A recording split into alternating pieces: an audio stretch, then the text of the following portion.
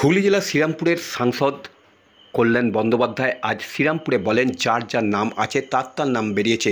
বাজার গরম না করে সুকান্ত মজুমদারকে বলুন মামলা করতে। এই হিম্মত থাকলে মামলা করুক। সুকান্ত মজুমদারের তালিকা দেখে বলে দিক যে বিজেপির কতজন ছিল, শুভেন্দু অধিকারী কতজন লোক এই তালিকার মধ্যে রয়েছে, পূর্ব মেদিনীপুর, পশ্চিম মেদিনীপুর, বাঁকুড়া জেলায় মোট কতজন আছে সেটা সুকান্ত মজুমদারকে দেখতে বলুন।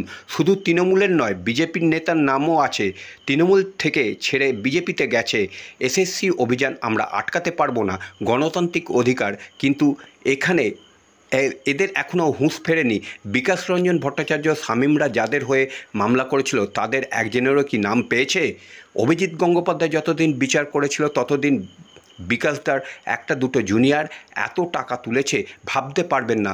তাদের তদন্ত করা উচিত। হাইকোর্টের পাশে প্যান্ডেল করিয়ে এই সব মামলা করেছে বলেই দাবি করলেন হুগলির শ্রীরামপুরের সাংসদ কল্যাণ বন্দ্যোপাধ্যায়।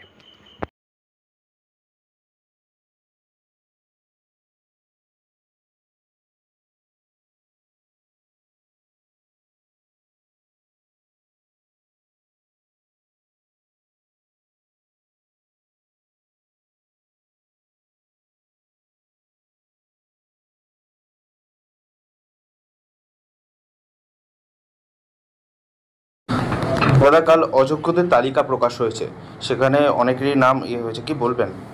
যার যার নাম আছে তার নাম বেরিয়েছে, অনেকেরই নাম আছে, 1807 জনের নাম আছে।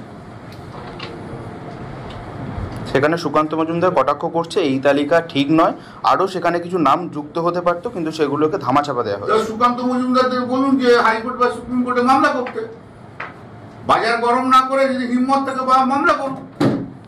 বাজার গরম করার কি দরকার আছে? বরঞ্চ সুকান্ত মজুমদার লিস্ট দেখে দেখে বলে দিই যে বিজেপির কতগুলো লোকের মধ্যে ছিল, শুভেন্দু অধিকারীর কতগুলো লোক ওই লিস্টের মধ্যে রয়েছে পূর্ব মেদিনীপুর, পশ্চিম মেদিনীপুর, বাঁকুড়ায়, সেটা সুকান্ত মজুমদারকে দেখতে বলুন।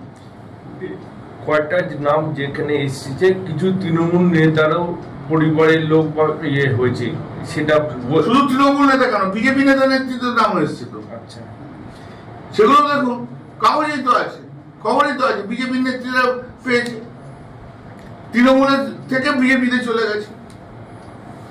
সব শুভেন্দু অধিকারী উপাসে করিয়েছে। মেদিনীপুর, দুটো মেদিনীপুর আর বাঁকুড়া, দেখবেন সবচেয়ে বেশি ওইখান থেকে এসেছে। দেখুন, যেখানে একজন তৃণমূল নেত্রী সে বলছে সে যোগ্য প্রার্থী, তার অযোগ্য ইয়েতে তার নাম এসছে, তিনি হাইকোর্টে যাবেন। যাক না, আমি তো চাইনি যে যেখানে হাইকোর্ট, সুপ্রিম কোর্ট যেখানে যাবে করে সুপ্রিম কোর্ট থেকে বলে দিই যে ওরা যোগ্য, তখন তাকে যাবে।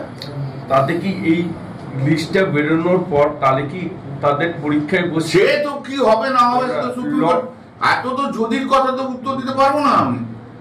সুপ্রিম কোর্ট যা বলবে তাই হবে। যাক না সব সুপ্রিম কোর্টে, হাইকোর্টে, যার যা বক্তব্য আছে। রাজনৈতিক কথা বলে বাজার ফাটিয়ে লাভ নেই ভাই।